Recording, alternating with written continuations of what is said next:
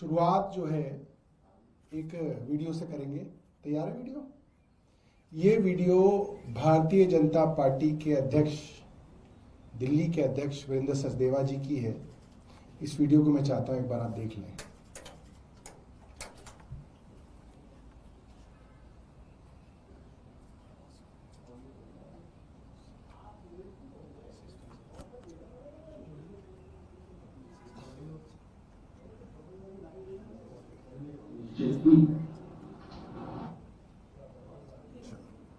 जैसे जैसे ये आगे प्रोसीडिंग होगी, अरविंद केजरीवाल, आम आदमी पार्टी, मनीष सिसोदिया, दुर्गेश पाठक या बाकी लोग जितने भी इसमें इन्वॉल्व हैं, ये सब अपराधी हैं, इनको सजा मिलेगी, ये निश्चित ही।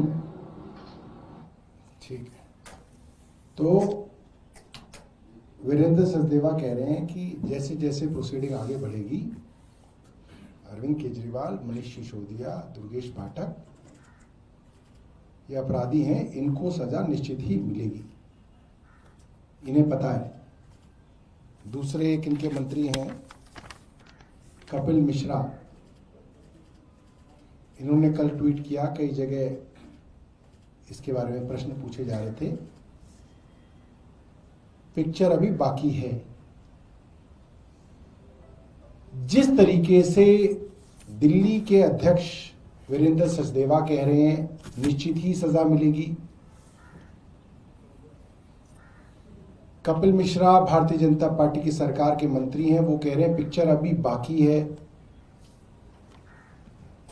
इन्हें कैसे पता कि पिक्चर अभी बाकी है? पिक्चर में क्या बाकी है ये कपिल मिश्रा को कैसे पता? ये तो अभी हाईकोर्ट की जज साहिबा को भी नहीं पता होगा। अभी वो केस पढ़ेंगी तब उन्हें पता चलेगा। वीरेंद्र सचदेवा कैसे कह सकते हैं निश्चित तौर पे सजा मिलेगी? क्या ये सीधे तौर पे ये कहने की कोशिश कर रहे हैं कि इन्हें मालूम है इस मुकदमे में क्या होगा, इन्हें मालूम है पिक्चर आगे क्या है? ये कैसे कर सकते हैं?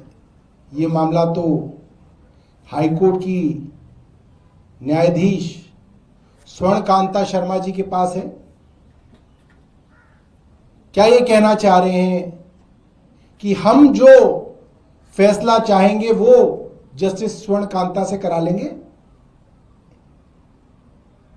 ये सवाल है, और ये सवाल बड़े इसलिए हो जाते हैं क्योंकि ये वही कपिल मिश्रा हैं जिन्होंने दिल्ली दंगों से पहले खुल्लम खुल्ला धमकी देके दिल्ली दंगों को भड़काने का जो प्रयास किया वो सबके सामने है वीडियो पे। फरवरी 2020 की बात है, और उसी समय 26 फरवरी 2020 को इसी दिल्ली हाई कोर्ट के जस्टिस मुरलीधर ने अपनी कोर्ट में दिल्ली पुलिस और केंद्र सरकार को आड़े हाथों लिया और उनको कहा कि हेट स्पीच मामले में कपिल मिश्रा और अनुराग ठाकुर के ऊपर एफआईआर दर्ज हो 26 फरवरी 2020, और उन्होंने कहा 27 फरवरी को आना। अगले दिन 27 फरवरी डेट लगा दी। 26 फरवरी को इसी दिल्ली हाई कोर्ट के जस्टिस मुरलीधर ने दिल्ली पुलिस और केंद्र सरकार को एफआईआर दर्ज करने के लिए कहा, और अगले दिन 27 तारीख को डेट लगाई, और 26 फरवरी को रात को 11 बजे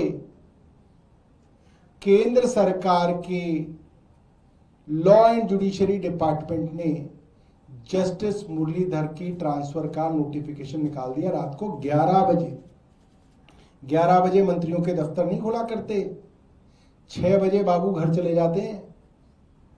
11 बजे मुरलीधर जी का ट्रांसफर किया गया ताकि अगले दिन 27 तारीख को वो ये मामला ना सुन सके, और फिर 27 तारीख को बेंच बदल गई। जस्टिस डीएन पटेल का मामला आ गया, उनके पास आ गया, और जस्टिस डीएन पटेल ने उस मामले को आगे 4 हफ्ते का टाइम दिया, फिर आपको मालूम ही है।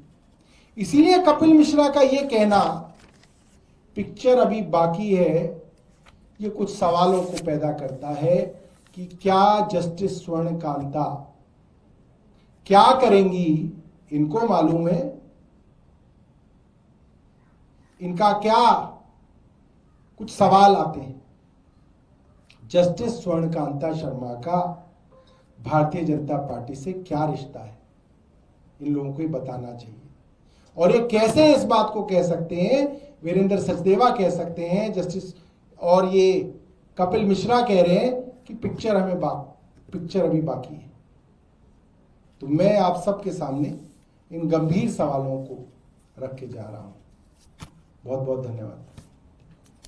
आज भी इस मामले में जो ईडी की तरफ से याचिका थी और उस पर सुनवाई हुई, जो कल ईडी को हाई कोर्ट की तरफ से कहा गया था, ईडी देखिए, जिस तरीके से ट्रायल कोर्ट के अंदर सीबीआई का केस खत्म कर दिया कोर्ट ने, केंद्र सरकार को डर है अब इसी तरीके से ईडी का केस भी ट्रायल कोर्ट में खत्म ना हो जाए।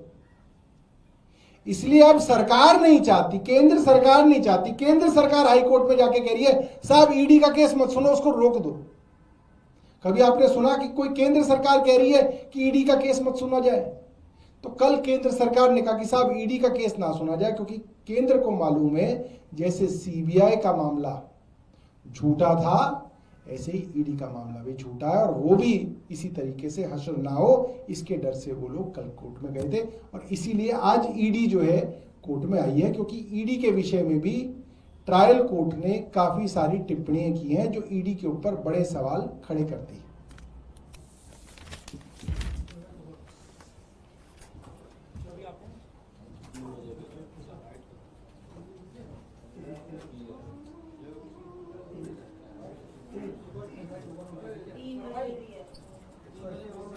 अरे